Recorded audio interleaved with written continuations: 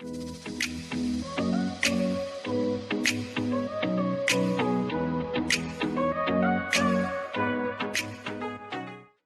friends, welcome back to another session of Core Java tutorials. So today's topic is variables. So we'll see what is a variable first.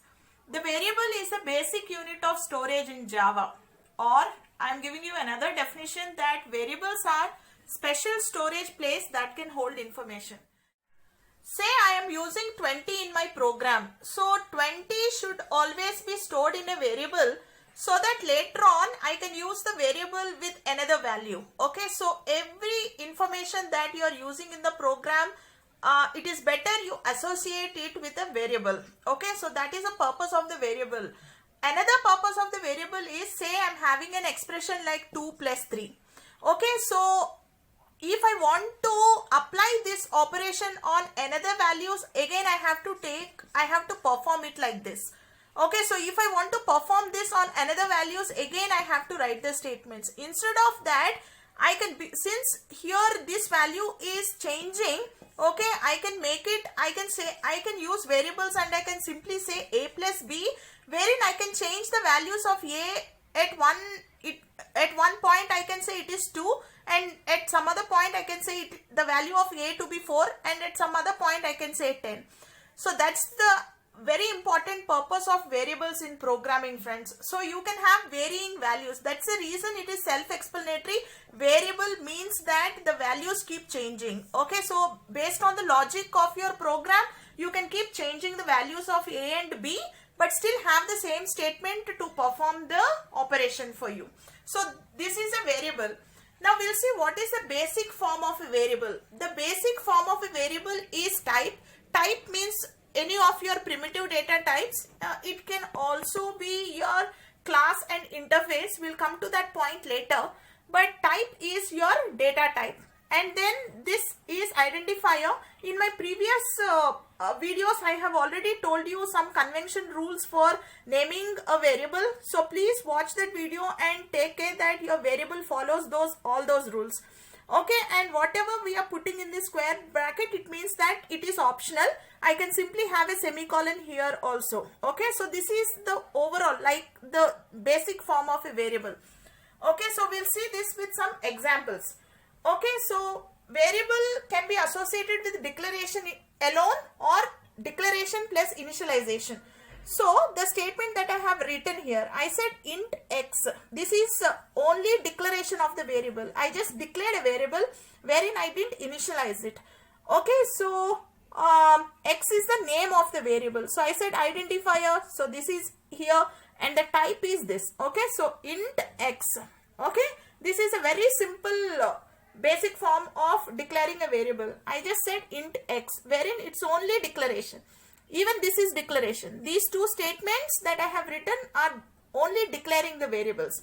Okay, so here I am having three variables of the same type, integer. So when I'm having variables which are declared consecutively of the same type, I am separating them with commas. Okay, so this is also declaration. I can also include initialization inside the declaration statements. Like I said here, I have done that. Okay, so I said int x is equal to 8. So this x is equal to 8 means that it is declaration plus initialization. So I did both. Okay, so I did both. I did declaration plus initialization both.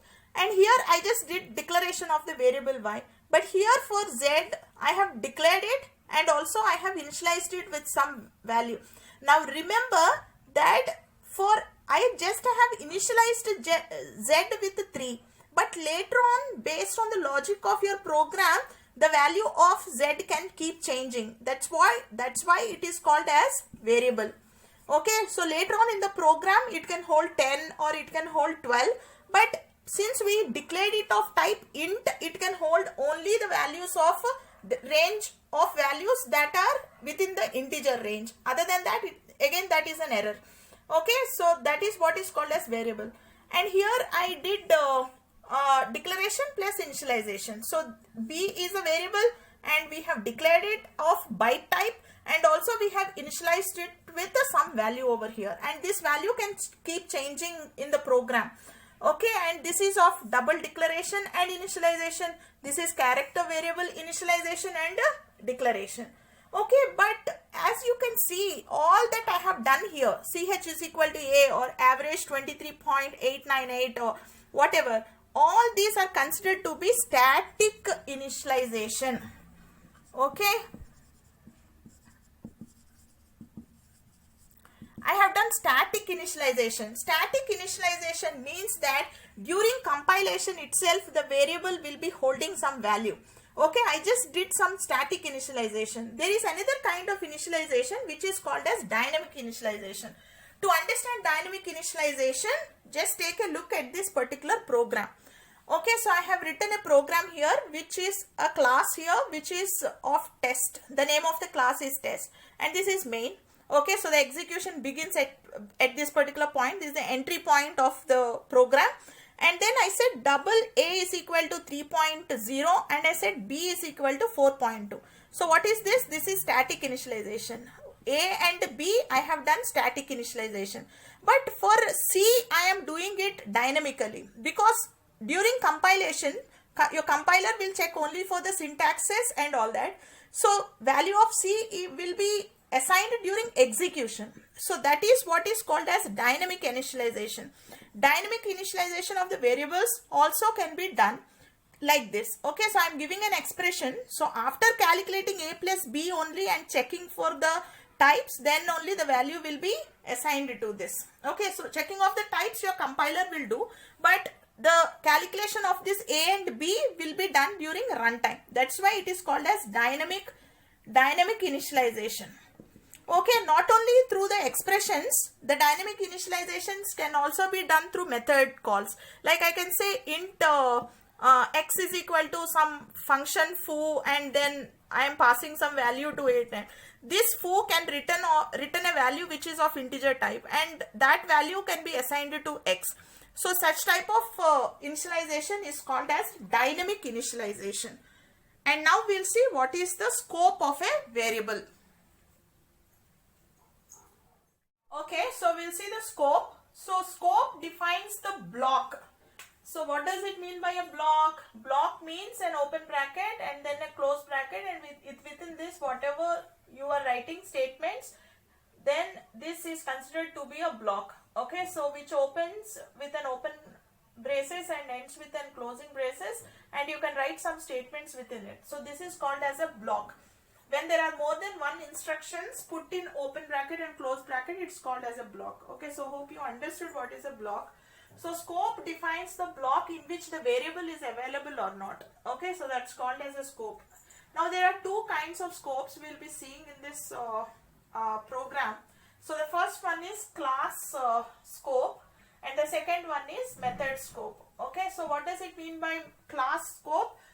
Class scope starts from here. Okay, so this is the block. Okay, so class scope starts here and it ends over here. Okay, so whatever variables you are declaring inside this class will be available throughout this class. Okay, so I said int age over here. So this int age is the class variable and which is defined inside the scope of the class. So this is available throughout this particular program. Okay, so that is called as class scope and it starts over here and ends over here. So this is the class scope. Okay, so the second one is the method scope.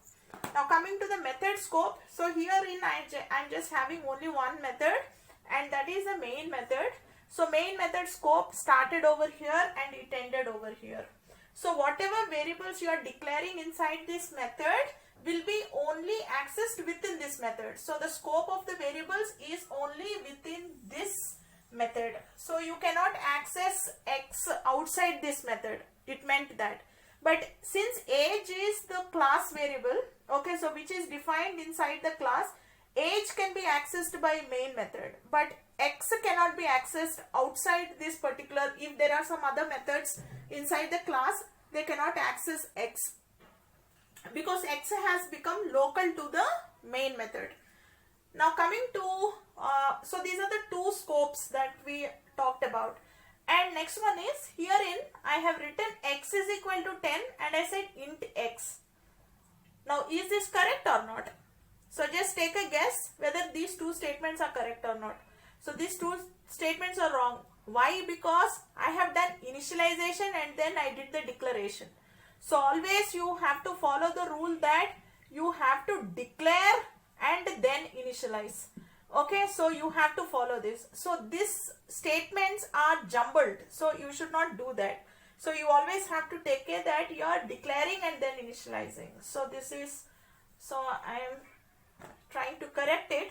So it should be like I said, int x, and later on I can say x is equal to 10, or I can simply say int x is equal to 10. Okay, so whatever it is, you have to take care that the steps should be correct, like declaration and then initialization.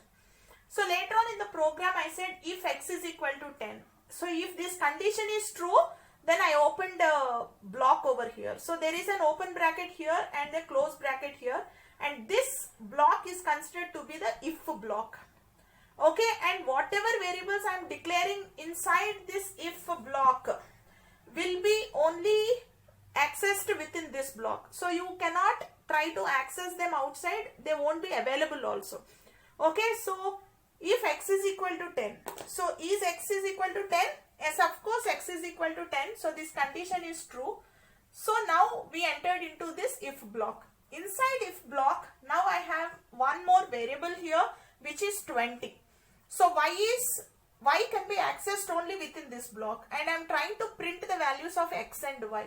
Since I am trying to print it within this block, so I won't get an error. So the values of x and y will be printed. So what are the values of x and y? So it says x and y and then a colon and then the value of x. So what's the value of x? It is 10, and then I have given some space and then I have printed the value of y which is 20. So I get the output of this particular print statement will be this. Then I said x is equal to y into 2.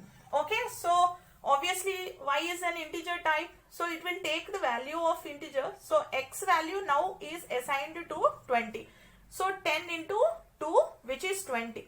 Okay, right. Now after that there is a closing bracket and then the next statement starts executing. And the next statement is system.out.println. So I am trying to print x. So since x scope is within this method and I am trying to print this inside the scope of main method, so this will execute for me and I will get output as x is 20. Okay, so even if you assigned y to used it in an expression, because you used y in the expression, so it will take the value of y. Okay, so and then it is assigned to x, so there is no problem. So I'll get x is equal to 20. Okay, but say I'm trying to print y over here. So I'm trying to print y over here. So then this will result in compilation error. Why it will result in compilation error? Because after this closing bracket, your program don't know what is y. Your program don't know y. Because the scope of y is from this open bracket to this closing bracket itself. Because I have also declared y inside this block. Okay, if I have done it outside, then it's a different story. But I have declared it inside this block. So that's the reason why it is not available after this. Okay, so this is the scope of a variable.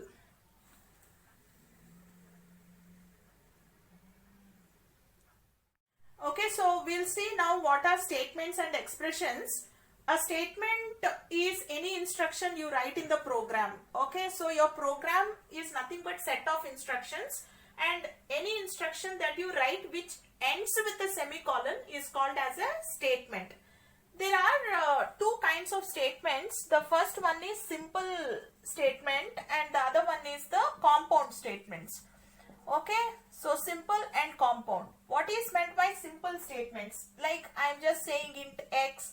Okay, so this is simple statement. Then I am saying x is equal to 10. This also comes into the simple statements, and some statements that control the processing based on conditions. Like I am saying int x is if x is greater than y, or some while I am saying I is greater than or equal to 5. Okay, so where the processing is controlled by a condition. All these are considered to be simple statements. Compound statements means that the statements that are put in a block. Okay, so these are called as compound statements. And any instruction that you write which ends with a semicolon is called as a statement. And your program is nothing but a set of instructions, and the instructions will be ending with a semicolon. So this is a very simple program wherein this is a statement, this is a statement, this is also a statement. But I just wanted to say one special thing about this statement is that it is holding some mathematical expression. Okay, so some mathematical, okay, so it is holding some mathematical calculations. Okay, so when it is having some mathematical calculations, then it is called as expression. That's the reason it is also called as expression statements. Okay, so any statement that is having some expressions, or any statement that is having some mathematical calculations in it, is called as an expression. So herein this is called as an expression. And what can be there in the expression? An expression can include variables. So expression will be having variables, various kinds of variables, and they can be of various data types. It doesn't mean that it should be having only one kind of data type in it. An expression can have many variables, and these variables can be of many data types, whatever data types that we have. Okay, of various data types that we have seen. Okay, of various data types. And always remember that expressions will definitely return you a value. Okay, so expressions always return you a value. And not only variables, an expression can also have method calls. Okay, so you can also have a method which will return some value, okay, to the expression. So there can be a method invocation. Okay, and also very important thing is that it will be having operators. Okay, an expression will be having operators, method invocations, and variables. Okay, so expression, a statement. So we'll see what is an expression. Expression is nothing but a statement that is having some mathematical calculations in it. And what does these mathematical calculations involve? They involve variables, they involve method calls, and also they involve operators. So friends, what did we see today? We have covered variables and the scope of the variables, different kinds of initializations of the variables. We saw what does it mean by a statement, and we saw what are expressions. Hope this video is helpful to you. Stay home, stay safe, happy learning. Bye.